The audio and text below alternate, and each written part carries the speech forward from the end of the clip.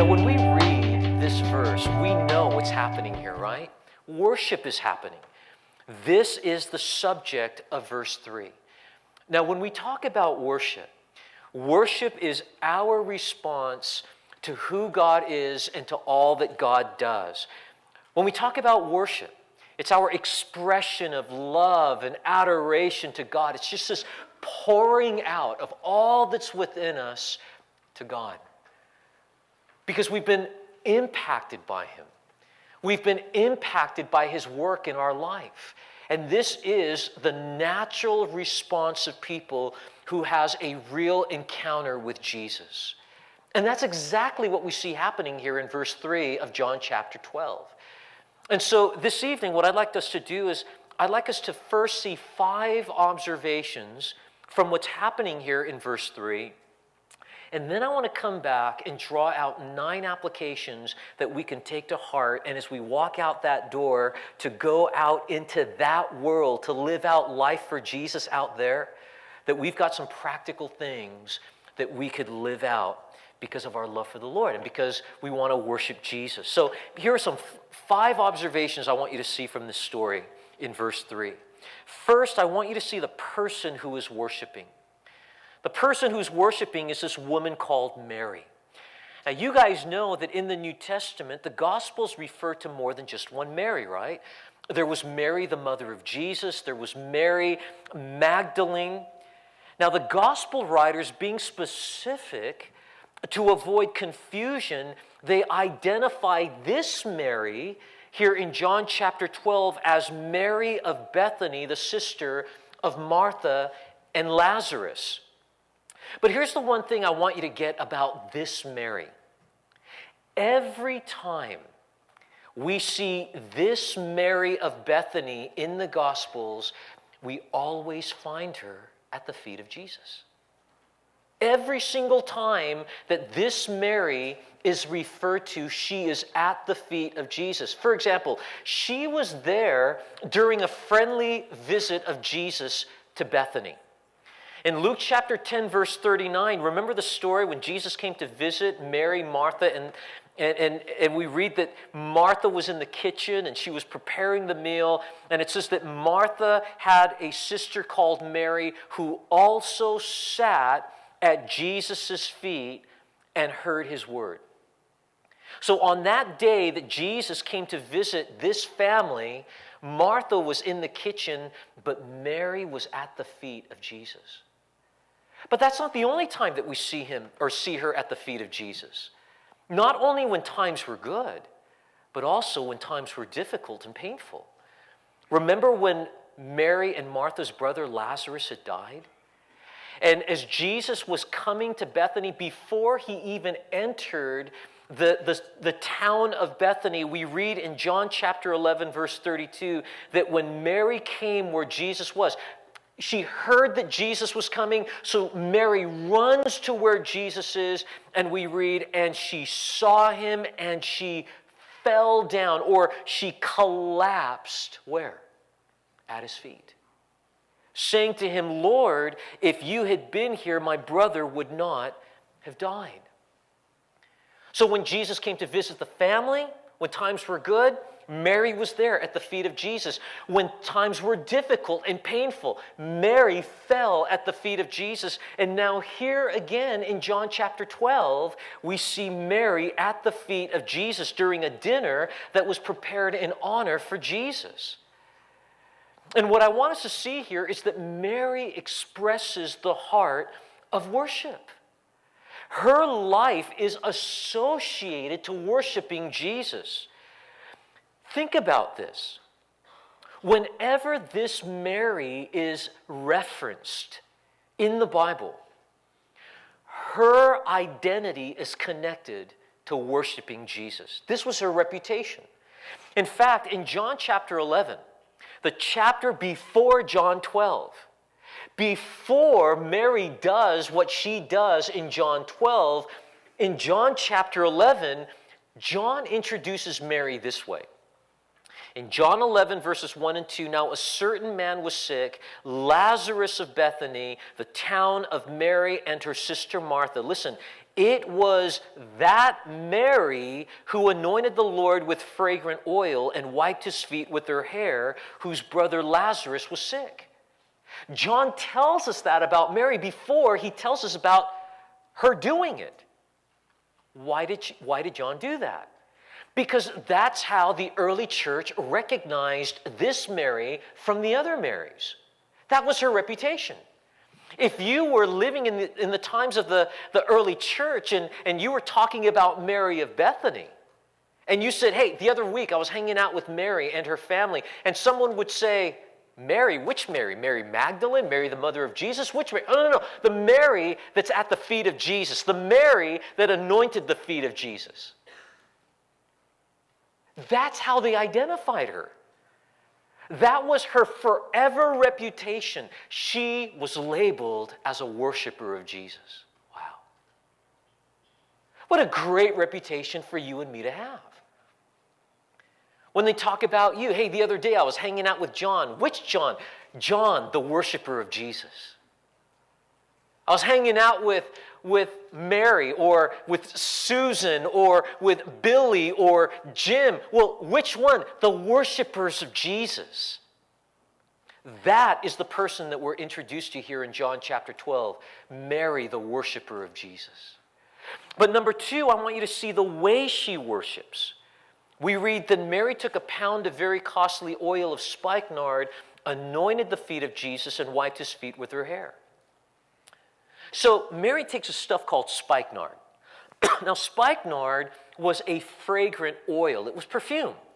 And spikenard was an oil that was extracted from the root of a plant grown in India. And in fact, the English Standard Version translates this verse as ointment made from pure nard. In other words, this is the best quality of spikenard. And this perfume was so valuable that Mark chapter 14, verse 3 tells us that it was kept in an alabaster flask.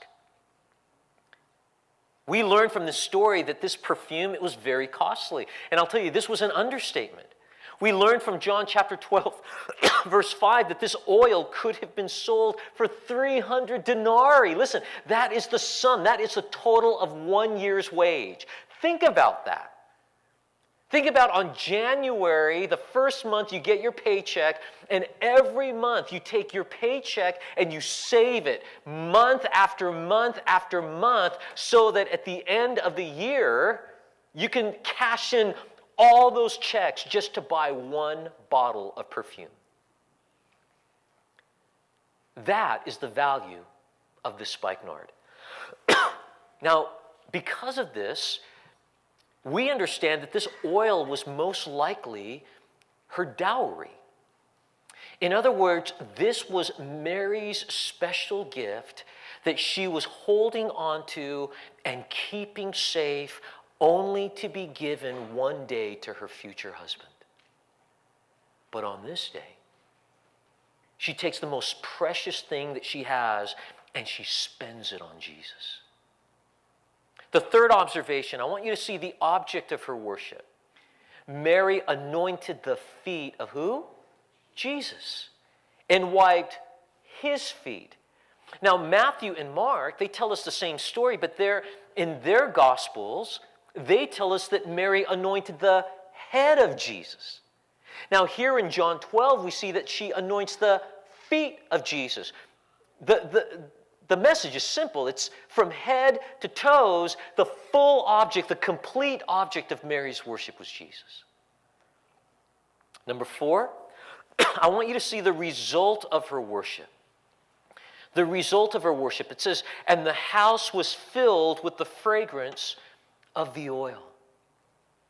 What Mary did that day for Jesus, the effects of it impacted her environment.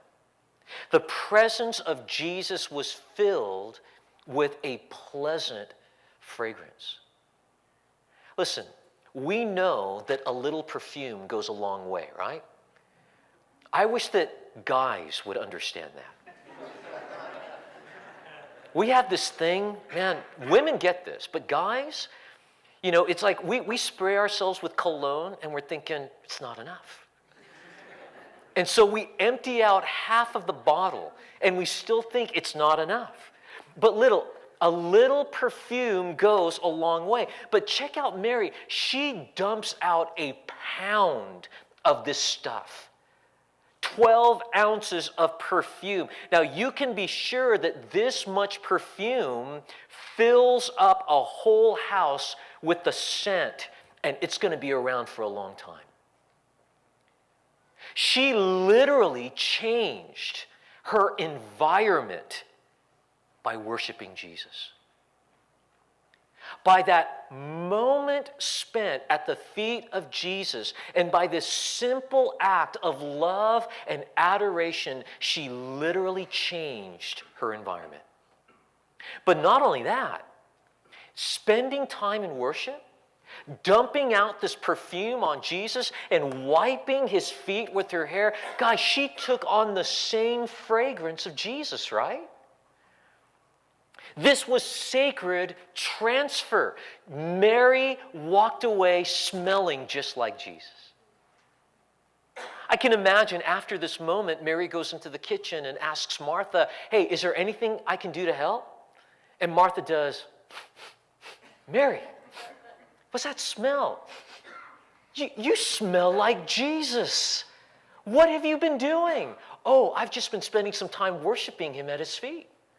And then she goes around to the disciples serving the hors d'oeuvres and, hey, Mary, you smell like Jesus. What have you been doing? Oh, I've just been spending some time at the feet of Jesus.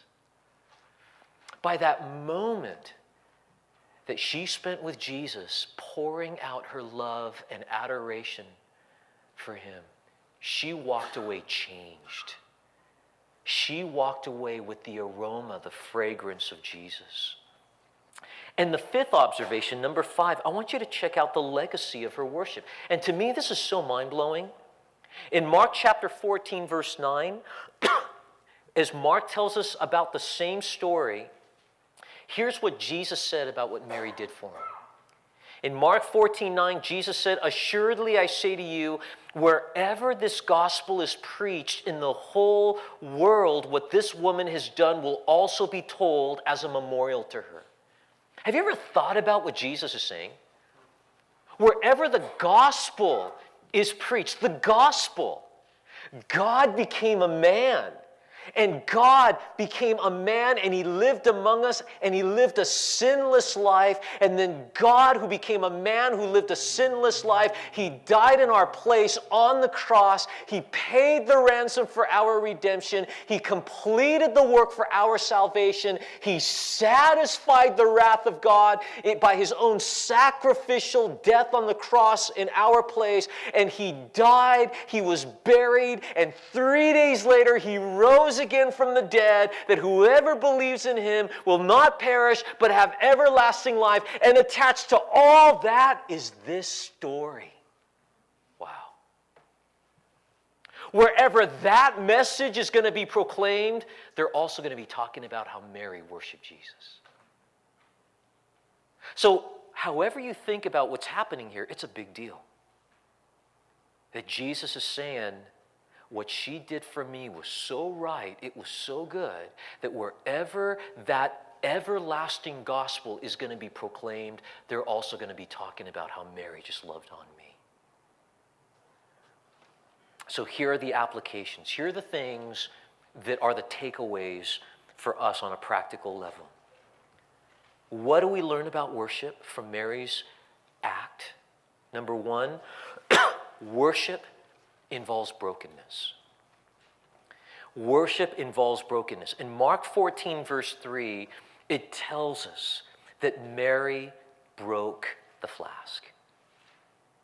Mary broke the flask. Listen, before Mary poured out the oil, before she anoints Jesus, before she wiped Jesus' feet with her hair, before all of that, listen, there was the sound of a shattering. There was the sound of a breaking. In order for Mary to pour out her worship in the form of this perfume, brokenness had to precede that. Because this is where it begins. If that alabaster flask didn't break, then John 12 would have moved from verse 2 onto verse 9, and there would not have been verses 3 through 8.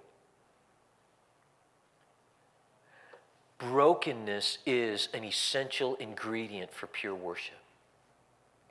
You know, the breaking of the flask, it illustrates our brokenness in the act of worship towards Jesus. Because the flask was just the container, right? The treasure was the perfume in the container. And in the same way, 2 Corinthians 4:7 tells us that we're containers. We are jars of clay, and God's treasure is contained within us, which is the light of the knowledge of the glory of God in the face of Jesus Christ. And it's in brokenness, it's in the process when we are broken that the treasure is displayed, and this diffuses the sweet fragrance of worship towards God. That's why David said in Psalm 51, verse 17, the sacrifices of God are a broken spirit, a broken and a contrite or a crushed heart. These, O God, you will not despise. In other words, brokenness is worship to God. It's not just a part of worship. It's not just the attitude in worship. It is worship. This is our worship that God will not despise when we worship Him in the brokenness. Because brokenness is the right attitude in pure worship. Brokenness is God-centered, not man-centered. And this person is more concerned about what God thinks about him than what others do. And so let's remember that brokenness is humble, not proud. And this is a proper estimation of oneself, and it shows up in how we relate to God, especially in worship. You see, in order for Mary to anoint Jesus and to wipe his feet with her hair, don't miss this, she would have had to bow and kneel before him, right? I mean, she would have had to get low in order to anoint his feet and wipe his feet with their hair. Because remember, Jesus was sitting at a table that was floor level, and Jesus was reclining, and what Mary does for her is the position of humility, of worship. You know, it's possible to come into a setting like this and to sing songs like we did without ever breaking open the alabaster flask. It's possible to come and be in a setting like this and be entertained without the sound of shattering. But Mary wasn't into just mere form. Mary wasn't into just mere performance. The way she came to Jesus, she didn't do it this way to impress the other disciples. There was no performance here. There was no, thought of, man, I really hope these guys are impressed by my form in worship. For her, as far as she was concerned, it was just her and Jesus, Jesus and her. And she knew in order for me to pour out what I want to pour out, there's got to be brokenness. So big question. What was the breaking that happened when you came here tonight? Where was the sound of the shattering? As you were just loving on Jesus tonight. What's your position in worship? Number 2, I want you to see that worship is expensive. We read that Mary took a pound of very costly oil of spikenard. You know, the word cheap cannot be applied to Mary's act of worship. In fact, Mary's act of worship exemplifies extravagant worship. And you guys know what extravagant means, right? It means going beyond usual bounds. It means to be unrestrained. And Mary expressed here the same heart as King David when King David said in 1 Chronicles 21:24, I will not offer burnt offerings that cost me nothing. Mary expressed the same heart as that poor widow that Jesus spoke of in Mark 12:43 and 44, when Jesus said, truly I say to you, this poor widow has put in more than all those who are contributing to the offering box, for they, the rich, all contributed out of their abundance, but she out of her poverty has put in everything she had, all she had to live on. It's extravagant worship. And the extravagance of their worship wasn't dependent upon the total sum of their bank account, but it was defined by the quality of sacrifice. You know, the opposite of this cheap form of worship, or the opposite of extravagant worship, is this cheap form of worship that we read about in the book of Malachi. In Malachi chapter 1, God rebukes the people of Israel because of their hypocrisy in their form of worship. These people were complaining as they were going to the temple because they had to select an animal to be sacrificed. And not only was it inconvenient because they had to carry it to the house of God to be offered and to worship God, but they didn't want to lose their financial means. They didn't want to cut their losses and have to give God their best, because all of those animals represented money in their life. And so God says, man, your attitude every time it's time for worship, you guys say, again? Man, this is lame. Oh, what a weariness. God says that was their attitude. And as they were taking their animals to the house of God, murmuring and complaining, then they would come and find some roadkill on the ground. And then they'd start doing the math. And they're thinking, well, wait a minute. We're supposed to bring animals to the Lord, right? And the animals are going to be killed, right? And then those animals that are killed are going to be set on fire, right? And then that smoke that's going to rise to God, that's worship, right? Well, then I don't need to waste my financial means of support. I'm just going to go and I'm just going to fall into like commercial convenient worship. Forget the sacrifice. I'm just going to keep my animal, I'm going to get that roadkill, and I'm going to take it to the house of God. And so you bring in this cheap roadkill, you give it to the priest receives it, puts it on the altar, sets it on fire, the smoke is rising, while you're there, hands raised up and saying, Lord, I love you, I give you praise, you can have my all. And God says through the prophet Malachi, do you really think I don't know what's going on here? He says, I'm a king. Is this the way you treat a king?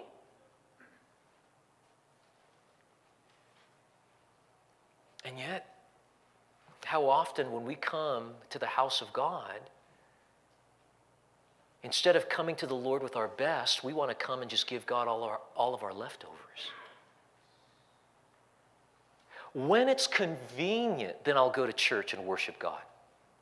When I first did everything I need to do, or I have to do, or I prefer to do, whatever's left over, that's what I'll bring to the Lord. And then we come, we sing our songs, and we say, all to thee I surrender, all to thee I give. But I'll tell you what, Jesus was the complete opposite. Right? He cleansed the temple because the religious system of the day was catering to that kind of attitude. I mean, it got to the point that in the temple, you didn't even have to sacrifice anymore. Everything was commercialized. As long as you come with a fat wallet, you don't need to bring a sacrifice. You don't need to bring a lamb from your house. Just go to the temple and buy your own. It was convenient. And so they walk in and they're thinking, hey, you know what? Here's my tithe, here's my offerings. I'll buy that lamb. Perfect. Offer that to the Lord. But you see, for God, it wasn't about the animal. It was about the sacrifice. And Jesus was incensed by that kind of hypocrisy, so he goes and cleanses the temple. Guys, listen, for us, you and me, when we worship the Lord, it's not about the singing. It's not about just the raising of hands or how well do we play our instruments. It's about the sacrifice. And the sacrifice is you and me. Romans 12:1 says, "Therefore I urge you, brothers and sisters, in view of God's mercy, to offer your bodies as a living sacrifice, holy and pleasing to God. This is your true and proper worship." Listen, there is nothing beautiful and desirable in cheap worship. But costly worship, on the other hand, is both beautiful and desirable to God. If you think that worship is just about you singing songs and lifting your hands, then your understanding of worship is way too small. If you think that just because you sang your song and you've put in your quota of music time so you can walk away and saying, hey, you know what? It was a great time of worship. I paid my dues. Now I'm just going to go live out the rest of my life this week. Then your understanding of worship is way too small. When we come to worship God, it's about you. It's about what you lay on the altar, and the you is being laid on the altar. And there's nothing cheap about that. Number 3, I want you to see that worship is active. Mary anointed and wiped Jesus' feet with her hair. Those are verbs. These are action words. And here we see that our worship of God should never be described as passive. Instead, it should be active. Listen, our worship of God should never be described as emotionless or motionless. For example, what a bummer it would be to be invited on Super Bowl Sunday to a house where everyone has zero emotion when your favorite teams are playing. I mean, could you imagine while you're chomping on your nachos and scarfing down your hot dogs and your favorite team makes this amazing touchdown and everyone's like, yeah, that was good, I guess. Guys, there is a lot of emoting that happens. Why? Because you're excited. Because you're passionate about your team. The same is true about God. Listen, we don't try to manufacture emotionalism. I know that there are sometimes churches try to do that, and they've like mentally figured out like the path a song is going to go in order to manipulate emotions. And I've talked to worship leaders that told me that they believe that one of their jobs is to manipulate the crowd. And I said, no. Because all you're going to end up with is a whole bunch of hypocrisy. But when people are truly blown away by how great God is, and they're truly blown away by how beautiful Jesus is, and they're truly understanding how great of a Savior Jesus is, guys, you cannot remain quiet. You cannot remain passive. Do you really think the angels in heaven right now are for the however manyth time crying out, holy, holy, holy? They're looking at each other thinking, again with the holy, holy, holy? Man, how long have we been singing this? Man, isn't this getting a little old? Hey, Gabriel, come up with something new. Come up with something different. But you know what? These angels, every time they declare holy, holy, holy, because of their amazement of God, it's as if they're uttering those words for the very first time every time. That's why in the book of Isaiah chapter 6, it tells us that when they're crying out holy, holy, holy, that the whole house of God is shaking. That's a whole lot of emotion. But it's not manufactured. It's not manipulated, but it's just the right response. It's the real response of these creatures that have been impacted by a real living God. Now, how much more should the voice of the church sound knowing that we are the redeemed? We should out-volume the angels. And yet it's amazing to me how many people are bored in church. And they have invented a God in their imaginations that doesn't exist. A God who is boring is a God that is not sitting on the throne in heaven. And for your God to be a boring God means that you have created a God made in the image of your own likeness. And listen, that's idolatry. It's idolatry. Because you have settled for a God that is not sitting on the throne in heaven. Because there is nothing boring about God. So, for example, the expressions of David, when he said in Psalm 9:1, I will praise you, O Lord, with my whole heart. Or in Psalm 103, verse 1, bless the Lord, O my soul, and all that is within me, bless his name. Guys, that's what worship should look like. And again, it's not limited to just singing. For Abraham, it was building an altar. For the priest, it was offering sacrifice. For David, it was singing. For Daniel, it was praying. For Peter's mother-in-law, it was serving. For Paul, it was suffering with a joyful attitude. And for Mary, it was anointing his feet with fragrant perfume. This is how they inserted verbs into their worship. Number 4, worship fills the presence of God with an aroma that pleases God. We read the house was filled with the fragrance of oil. Listen, when people are truly worshiping God, it will transform your environment. Think about the environment at your house, in your home. What kind of environment has been established there? Is it a lot of arguing, a lot of fighting? What kind of environment exists at your workplace or at school? Is it just a lot of filth? Is it just dark? What kind of environment exists in your relationships with people at church or people outside of church? Guys, do you understand that when you walk into whatever situation, circumstance in life, and you approach, whether it's your classroom or your workplace or it's your place of recreation, if you view every part of your life as you going to an altar, because that's what it is, right? Your workplace is an altar.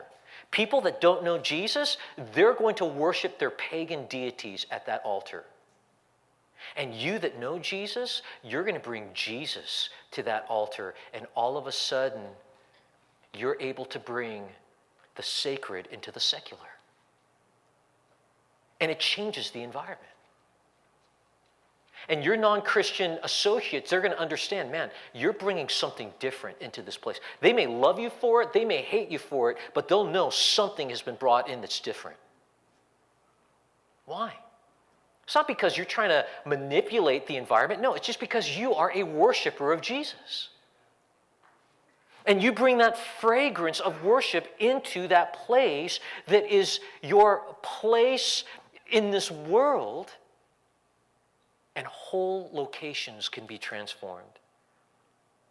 In Leviticus 2:2, we read that the priest, they offered their sacrifices to the Lord, and it was received by God as a sweet aroma. And in Hebrews 13:15, it says, therefore by him let us continually offer the sacrifice of praise to God, that is the fruit of our lips, giving thanks to his name. In other words, and I love this, God loves a good barbecue. Man, when all those animals were being offered on the altar, man, it just smelled like the best barbecue. And God is saying, this is worship. And you wonder, what does my lip service sound like? Is it sweet or is it stink? It's going to be one of those two. But you can literally transform your environment by just worshiping Jesus in it. Number 5, when we worship God, we take on the same fragrance of the one we are worshiping. As I mentioned, Mary wiped Jesus' feet with her hair, and as a result, there was that sacred transfer. You know, in 2 Corinthians chapter 2, verses 14 and 15, 2 Corinthians 2, verses 14 and 15, Paul says, "Now thanks be to God who always leads us in triumph in Christ." Listen, "and through us diffuses the fragrance of his knowledge in every place, for we are to God the fragrance of Christ." Do you know people like this? You hang out with them, and every time you spend time with them, when that person leaves, you just feel like, I've just been around someone that's been in the presence of Jesus. People in your life that, man, it's so sweet hanging out with them, because when they leave, you walk away thinking, you know what, I just want to love Jesus more. I hope you have people like that in your life. And I hope you're like that to other people in their lives. But the only way people are going to see that kind of Jesusness in your life is when you make the time to spend time with Jesus. There is no other way around it. The only way that you're going to walk away smelling like Jesus is because you spent time with him. You know, my father-in-law, like my wife is Brazilian, my kids were both born in Brazil, and my father-in-law, I'll tell you, he is very extravagant with the amount of cologne he uses. And so I don't even need to see him. I know when my kids come back, oh, you spent time with Grandpa. Because my kids, they smell like Grandpa. Because of all the hugs and kisses, all of that cologne has just been transferred onto my kids. Guys, when you spend time with Jesus and you just let Jesus love on you, hug on you, and kiss you, wherever you go, you are going to diffuse the fragrance of Christ. Number 6, when we worship God, listen, we give him glory. We read that Mary wiped Jesus' feet with her what? Her hair. Remember what Paul wrote about a woman's hair in 1 Corinthians 11:15? It's her glory. In 1 Corinthians 11:15, Paul wrote, "But if a woman has long hair, it is a glory to her, for her hair is given to her for a covering." Now, in the times of Jesus, a woman would keep her hair bound up. And she would only let down her hair for her husband. And this was one of the things that a husband looked forward to on their wedding day. Because it would be the first time he would ever get to see his now wife with her hair down. Mary unbundled her hair for Jesus. And by laying her hair down at the feet of Jesus, she laid her glory down. And it reminds me, remember of the 24 elders in Revelation 4:10? It tells us that night and day they get off their thrones and they fall on their faces. And what are they doing? They are casting their crowns at the feet of Jesus. God is passionate about his glory. That's his honor, that's his fame, that's his renown. And listen, and he commands us to glorify him. And this is why we were created. This is why we were redeemed. And laying our glory down is worship. Psalm 115 verse 1 says, "Not unto us, O Lord, not unto us, but to your name give glory." Are you laying down glory tonight? Are you making tonight about Jesus and not about you? Number 7, the object of Mary's worship is Jesus. And it needs to be ours as well. It says that she broke the flask and poured it on his head in Mark 14:3, and then she anointed the feet of Jesus and wiped his feet with her hair. Guys, I am not the object of worship. And I'm using I collectively. I. You know, me, myself, and I, the trinity of stupidity. I am not the object of worship. The chief end of worship is not what it will do for me. If you think of worship as will it profit me with stuff? I've met people who think that way. If I worship, what will it get me? Or will it promote my status? In other words, I'm going to raise my hand, I'm going to sing out to the Lord because I want all the people around me to be convinced how spiritual I am, because I surely don't do this at home. Will it persuade others of my significance? That is an I-centered form of worship. Listen, God should be the object of our worship. Throughout the Psalms, we read how the Lord is the one who is to be praised. The Lord is the one who is to be adored. The Lord is the one who is to be sung to. The Lord is the one who is to be worshiped. And that means that God should always be our object of worship. And all the benefits that come from it, all that stuff is secondary. Because when God is not the object of our worship, then our worship is empty and fake, and it is a form of hypocrisy.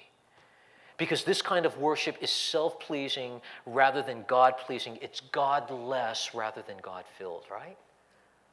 It's showmanship instead of sincere expression. And what's God's verdict on that? He says, these people, they draw near to me with their lips, but their hearts are far from me. Are you authentic in your worship?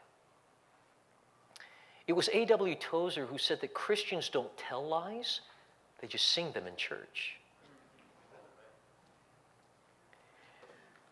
How authentic is our worship? Because worship is not just about the music that's played or the songs that we sing.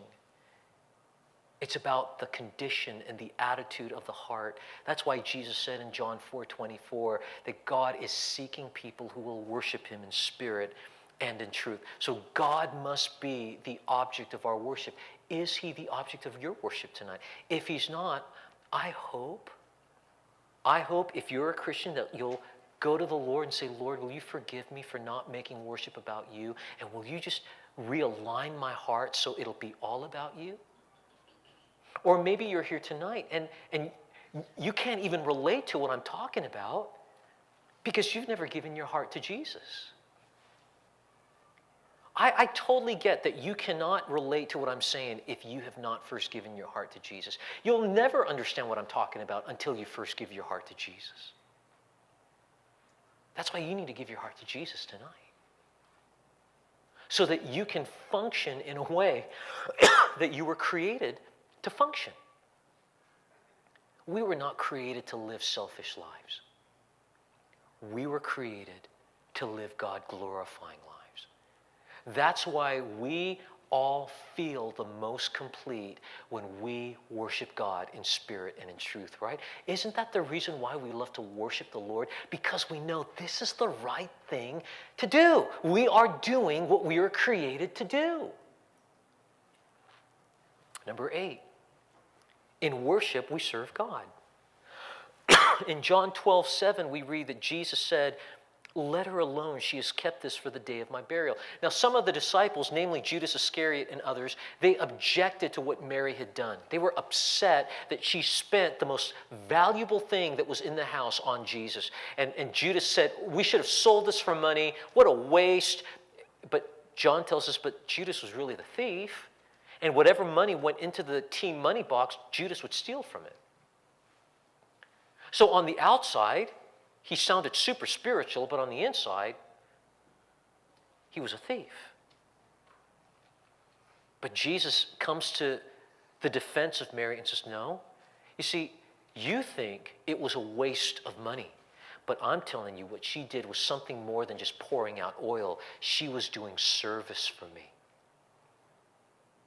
You see, the other guys, they didn't get that Jesus was going to go die on a cross and be buried and 3 days later rise again from the dead. Mary got it. So Mary, in the time that she had, she said, you know what? I'm going to spend the most expensive thing I have, and I'm going to do a service for Jesus. I'm going to minister to him. Because the two are connected. In Deuteronomy 11:16, it says, take heed to yourselves, lest your heart be deceived, and you turn aside and serve other gods and worship them. In Matthew 4:10, Jesus said, "Away with you, Satan, for it is written, you shall worship the Lord your God, and him only shall you serve." Do you see that whatever we worship, we serve, and whatever we serve, it's because we worship that? So again, real worship is not just about singing songs. Real worship is going to happen after we say the last amen tonight, and you guys love on each other, you fellowship with one another, you pray for each other. Real worship is going to happen throughout the week when you hear of people in the church that are sick or in the hospital or in need, and you mobilize to say, hey, what can we do to help them out? How can we serve them? Worship is going to happen when you guys get together on projects, building projects or cleaning projects. Worship is going to happen when you guys exercise the spiritual gifts that God has given you, because worship is not just a song. Worship is service, and we serve whatever we worship. The two are connected. And so Mary worships Jesus, and because Jesus is the object of her worship, she pours out her service for him. So, practical application. Let's think outside of this box called the building Living Way Christian Fellowship, and let's ask ourselves, well, how does worship look in my life at home with my husband and wife, with my kids? How does worship look like in my life when I'm sitting in my cubicle or in my office at work? How does worship look in my life when I'm sitting at my desk at my junior high or high school or my college classroom? Because we've spent time singing, we've spent time lifting our hands, we've spent time standing, but listen, true worship is also expressed in our service. The two are connected. Are you a servant of Jesus? Because the only reason why you're a servant of Jesus is because you're a worshiper of Jesus. Because if you're not a worshiper of Jesus, you're not a true servant of Jesus. And if you're not a servant of Jesus, it's because you're not a worshiper of Jesus. So don't compartmentalize, well, here's ministry and here's worship. No, it's just, here's worship. You guys get that? So when your pastor is up here preaching the word, he's worshiping God. When you're sitting there listening to the word, you're worshiping God. And so your pastor, he's serving the word as worship, and you're serving the Lord in worship by receiving the word and applying the word. The two are connected. And then number 5, I want you to see that God remembers our worship. Again, in Mark 14:9, it says, "Assuredly I say to you, wherever the gospel is preached in the whole world, what this woman has done will also be told as a memorial to her." I'm so glad for this verse in the Bible, because it's encouraging to me. Because if the gospel tells us that Mary would be remembered forever because she did miracles, then you know what I'd be thinking? Oh, good for her. I'm so glad that she was able to do all the miracles that she did, and now she's going to be remembered forever. But you know what? That's not me. I don't perform miracles. And it also doesn't say, well, Mary's going to be remembered forever because she was such a great preacher. Because some of us would be thinking, well, good for her. I'm glad she was a preacher, but I'm not a preacher. So it really doesn't apply to me. But what does it say? Mary is remembered forever because she worshiped Jesus. And when you read something like that, you think, well, wait a minute. I can do that. I can do what Mary did. I mean, if Mary is going to be remembered forever because she worshiped Jesus, you know what? I can do that too. And in the book of Malachi, in Malachi chapter 4, the prophet tells us that everyone who's worshiping the Lord, their worship, their testimonies are written in the books of heaven, that God is going to remember it forever. You and I can have the same kind of legacy, a forever legacy in heaven, not because we're great preachers or because we were great missionaries somewhere or because we did all of these great, amazing ministry things. No. If you can just worship Jesus, then you qualify. You qualify to be in a category of people that are going to be remembered forever for doing a good work for King Jesus. That is what God values more than all the stuff we can do for Jesus. Because sometimes don't we put value, don't we label people on the merit of what we think is like super spiritual or ordinary spiritual? Most of us would say, yeah, I'm ordinary spiritual, but I see that person, man, do you see all the kind of stuff that guy's doing, all the things that woman's involved in? Man, they're super spiritual. Jesus definitely loves them more, and Jesus definitely is going to remember them more than me when we get to heaven. No. Jesus said, here's the thing that I value. Here's the thing that I choose to remember forever. And that is, did you really worship me on earth?